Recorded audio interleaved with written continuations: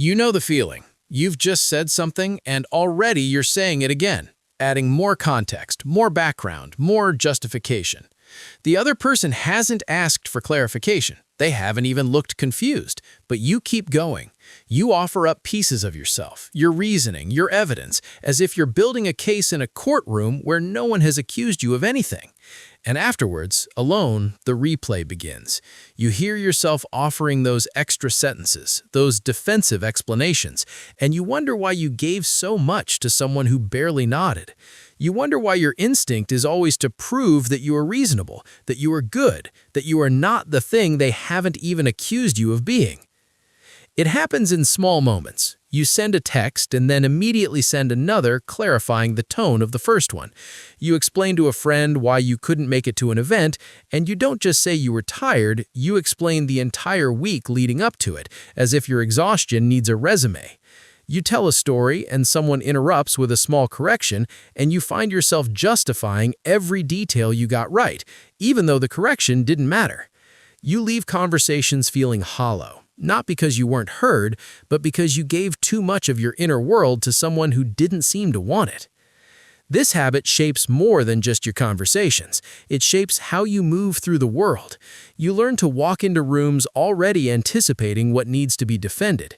You learn to present your decisions like they're up for debate because you've gotten so used to explaining them. You start to doubt yourself more, not less, because if you have to explain that much, maybe there really is something wrong with what you said. Maybe you really are too much. Maybe you really are wrong. The over-explaining becomes a self-fulfilling prophecy. You give so much context that people start to wonder why you're trying so hard, and you catch that flicker in their eyes, and it confirms your deepest fear, that without all those extra words, you wouldn't be accepted at all. You might tell yourself this is just who you are. You're a detail person. You like to be clear. You want to make sure everyone understands. But if you sit with it honestly, you know there's something else underneath. There's a quiet panic that rises when you sense a misunderstanding might form. There's a need to control how you're perceived, to leave no room for interpretation, because interpretation has hurt you before. There's a belief that if people really knew what you meant without the extra layers, they would get it wrong. They would think you were careless or selfish or unkind.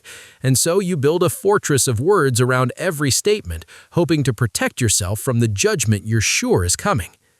Here is what psychology understands about this pattern that you might not yet see. The urge to over-explain is not a personality quirk. It is a survival strategy. It is the behavior of a nervous system that learned somewhere along the way that safety depends on being understood. And not just understood, but approved of. When you were younger, perhaps you learned that your feelings were only valid if you could justify them, or that your needs would only be met if you presented them in the right way, with the right reasoning, at the right time. Or maybe you grew up in an environment where misunderstandings led to real consequences, where someone's anger or withdrawal followed a moment of not being clear enough. Your brain learned that words are shields, and now, as an adult, you still carry that shield into every conversation, even the ones where no one is swinging. This is not a flaw in you. It is an adaptation. It is a strategy that once served a purpose, that might have protected you from something real. But the brain, once it learns a survival pattern, does not easily unlearn it. It generalizes. It applies the old rules to new situations. It keeps you explaining yourself to people who never asked, because somewhere deep in your neural pathways, the alarm still rings. And the alarm says, if they misunderstand, you will not be safe. To understand why this pattern is so hard to break, you have to look at what happens in the brain when you feel misunderstood. There is a region called the anterior cingulate cortex, often involved in error detection and social pain. When you sense that someone has misinterpreted you, this region activates. It flags the misunderstanding as a problem to be solved. And alongside it, the amygdala, that ancient sentinel, scans for threat. Is this misunderstanding dangerous? Will it lead to rejection? Will it lead to conflict? The brain, in its efficiency, does not wait to find out. It mobilizes you to act. It floods you with the urge to correct, to clarify, to explain. You are not choosing to over-explain in that moment. You're responding to a neurological alarm that says fix this now before it becomes a threat. But here is the twist your brain hasn't learned. In most modern conversations, a misunderstanding is not a threat. It is just a misunderstanding. It can sit there. It can breathe. It does not need to be immediately resolved. But your brain, still running on older software, treats every conversational gap like a crack in the foundation, and so you rush to fill it. You offer more words, you overcorrect, and in doing so, you often create exactly what you were trying to avoid. The other person feels overwhelmed by the volume of your explanation. They pull back slightly. You catch the pullback, and the alarm rings again. Think of it this way. Imagine your sense of self is a small flame. In some people, that flame is protected by a glass case. It can be seen, but wind doesn't affect it. A passing comment, a misunderstanding, a moment of not being heard, these things pass by like gusts of air, and the flame barely flickers. But for someone who over-explains, the flame is exposed. Every gust feels like it might snuff it out, and so you cup your hands around it constantly. You shield it with your body. You try to control the air around it. Over-explaining is the frantic cupping of hands around a flame that you have forgotten is actually quite resilient. It can survive a gust. It can survive a misunderstanding. It does not need you to stand in the wind, hands raw, protecting it from every breeze. So how do you begin to step out of this pattern? It is not about simply deciding to talk less. That approach usually backfires. You go into a conversation telling yourself you won't over-explain, and then the moment arrives, the alarm rings, and you either give in and feel defeated, or you clamp down so hard that you say nothing at all and feel just as bad. The change has to happen deeper, in the way your brain interprets the situation in the first place. The first step is to recognize the moment before the explanation begins. There is a split second just after you finish your initial sentence where the urge to continue rises. In that split second, something has already happened internally. You have already interpreted the silence that follows your words as a negative space that needs filling. You have already assumed that the other person's lack of response means they didn't understand, or they disagree, or they are judging you. This interpretation is not fact. It is a prediction your brain makes based on old data. In that moment, you can pause and simply notice, I am about to explain myself. And then you can ask one question. Did they ask for more? If they didn't, you have just caught your brain in the act of predicting a threat that isn't there, and you can choose in that small gap to let the silence be. This works because it interrupts the automatic sequence. The sequence is statement, pause, interpretation of pause as negative, urge to explain, explanation. By inserting a pause before the urge becomes action, you give your prefrontal cortex a chance to catch up with your amygdala. You introduce a moment of choice, and in that moment, you might find that the world does not end.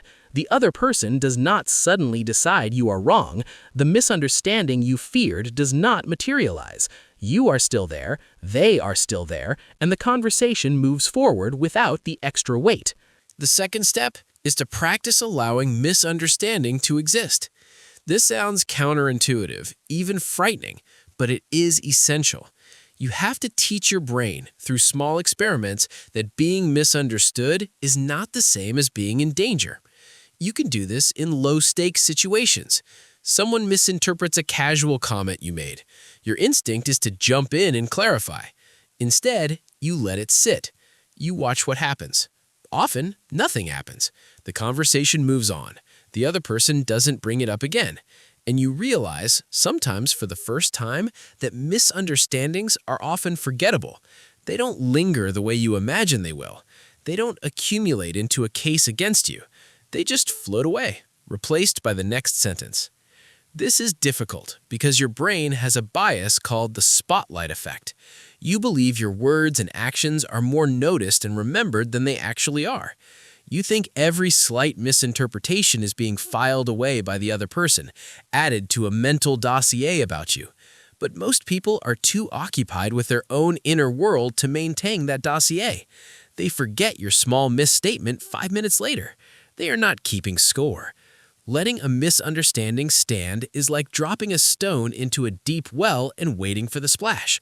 Often, there is no splash. The stone just disappears. The third step is to separate your explanation from your worth.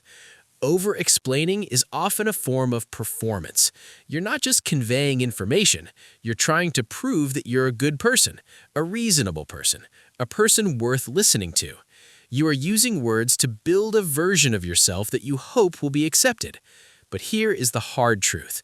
No amount of explaining can make someone see you if they are not interested in looking. And if they are interested, they don't need the extra words. The people who genuinely want to understand you will understand you with less. They will ask questions if they need clarity. They will lean in, not because you are performing, but because you are speaking. Your worth is not contained in the thoroughness of your explanations. It is in the simple act of showing up and saying what you mean, once, and trusting that to be enough. The fourth step is to notice who you're explaining to. Some people drain explanations from you without even trying. They are the ones who never seem satisfied. They question, they probe, they make you feel like your first answer was insufficient. With these people, you may find yourself trapped in an endless loop of justification, and you may need to ask yourself a difficult question. Is this person safe to share with? Do they receive your words with openness, or do they hold them like evidence? Not everyone deserves the full architecture of your reasoning. Some people get the summary, some people get the headline, and you get to decide who receives the longer version. This is not withholding, this is discernment, and it is a skill you can build. Imagine for a moment what it would feel like to say something once and stop, to speak a sentence and let it hang in the air unfinished, unpolished, undefended, to trust that the people who matter will meet you there, in the quiet after your words, without needing you to fill it, to feel the flame inside you still burning, even when the wind blows. You might find that the wind is not as cold as you remembered. You might find that you are not as fragile as you thought. You might find that the people who truly see you were never waiting for the extra words. They were just waiting for you to stop hiding behind them.